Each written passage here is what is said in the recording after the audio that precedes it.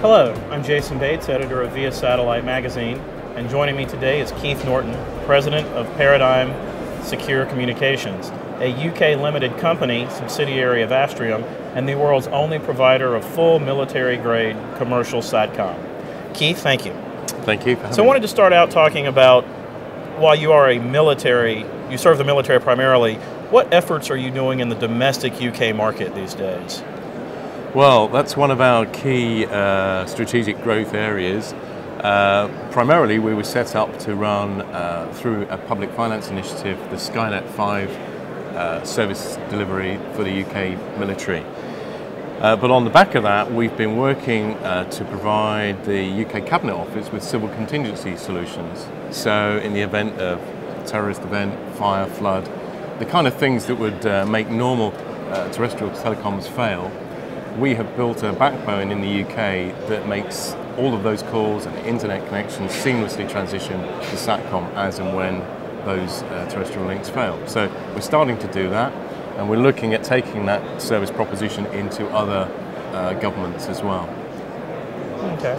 Yeah, what other governments around the globe are you working with? I know you have mentioned work in the US, there was a deal with the Canadian Defense Forces, and I think NATO as well. Yeah, we've sold into, sold military capacity into a lot of the NATO countries. Most recently last year we added Norway, Poland, the Czech Republic and Slovenia to that list.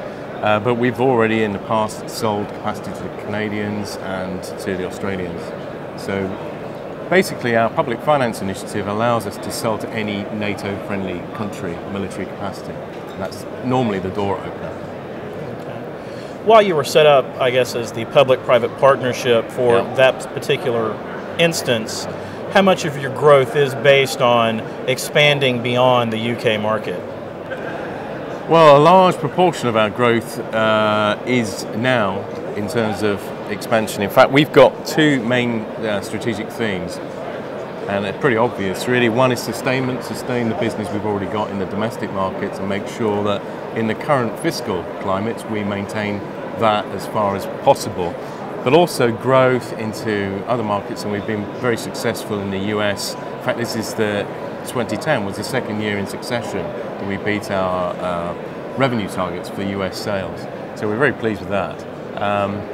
But we are also looking at other services that we can deliver that are not necessarily limited to bandwidth, end-to-end terminal services, but value-adding services that we can sell to help our customers in a broader series of markets.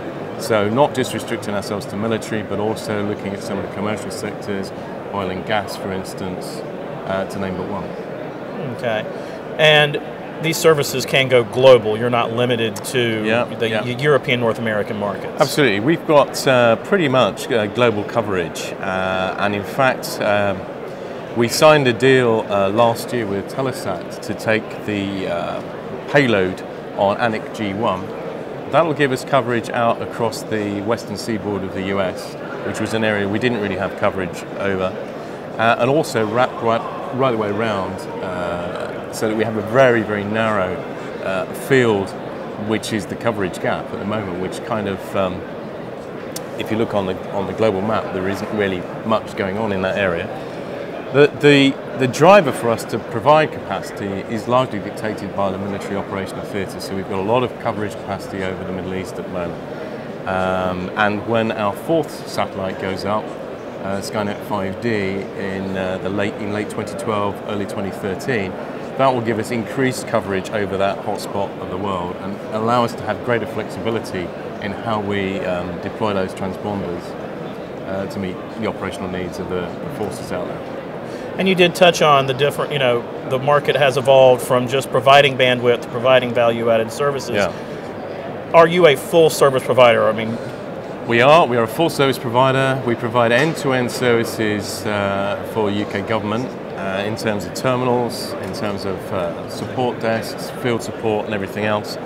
And in terms of these value-added services that we are currently looking at, and some of those are in the logistics field, and in terms of asset management, we will host that service for the user. We'll have the service desk and everything like that in our facility, the user will simply pay to have that service simply delivered to them. And a lot of those services are around converting data into information that the user really wants, because a lot of the time there's a wealth of information out in the in commercial industry and also out in the battlefield, in the operational environment. But what really counts is the information, and if we can provide a service that will distill that data down to information, then that's a value add and that's a benefit that we see our customers are willing to pay for. Okay.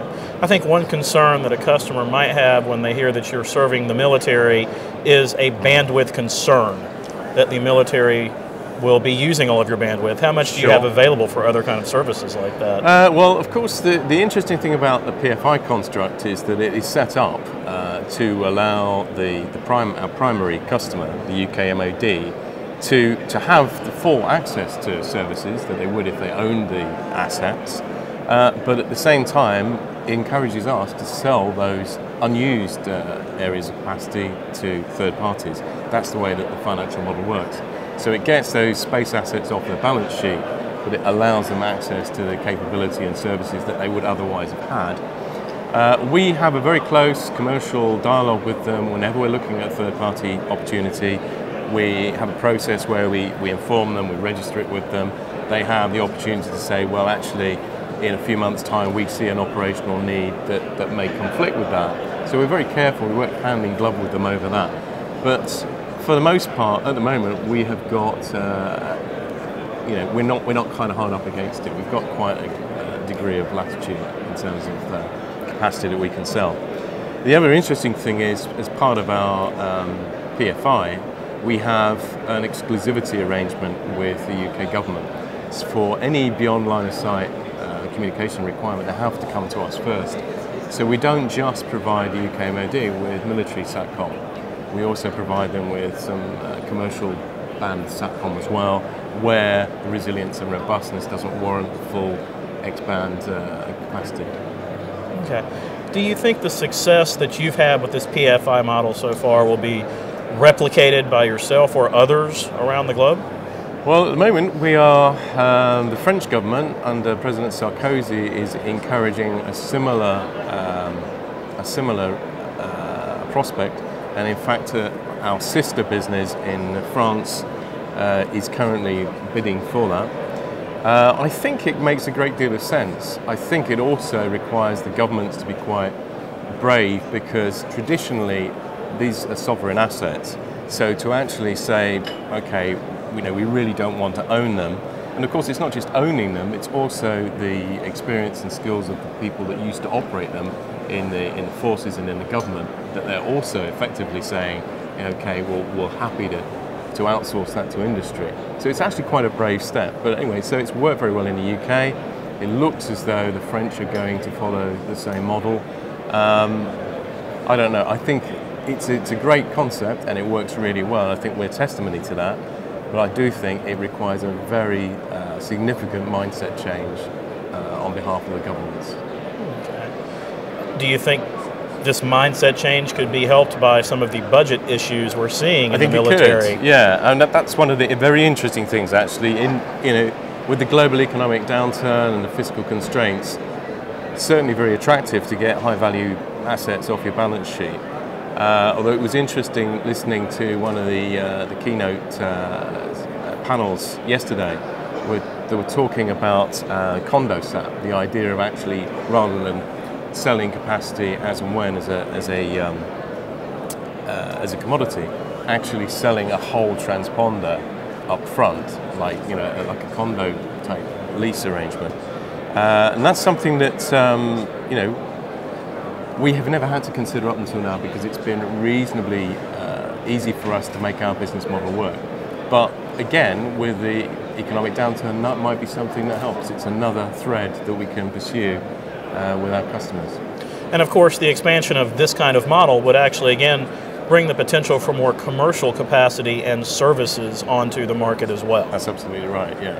And the kind of things follow hand in glove. Yeah, okay. Absolutely right. So again, serving that commercial market, what kind of innovations to this market are you bringing with your customers, and what are your customers looking for you to bring to this market?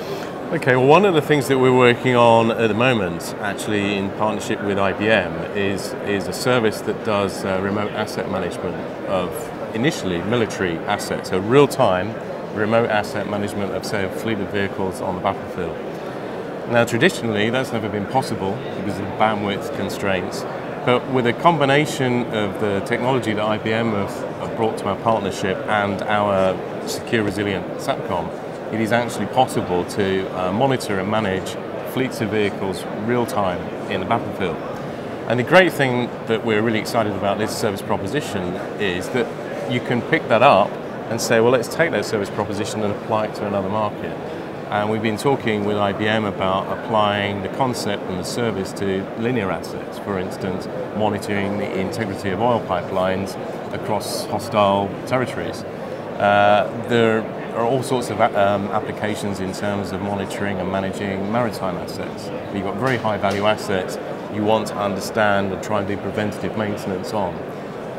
For instance, if you've got an ocean-going freighter or something like that with a big turbine engine, if you can predict that there's going to be a bearing failure and take action before it fails, then there's a huge amount of financial benefit to be able to do that kind of thing. So it sounds like the constraints of this model are just what your customers can come up with at this point. Yeah, I mean, to be perfectly fair, one of the biggest and only constraints is actually our reputation being firmly entrenched in the military, is that we're now seeking to be able to translate that into other markets where we're not really known. But I think that what we're offering is a very unique proposition. I was out in Las Vegas last year discussing this, and we generated a really great deal of interest. There doesn't seem to be any other instance of this pairing actually happening, which will allow this real-time asset management. All right. Well, Keith Norton of Paradigm Secure Communications, thank you very much. Thank you. Thank you very much. This has been Jason Bates of Via Satellite Magazine.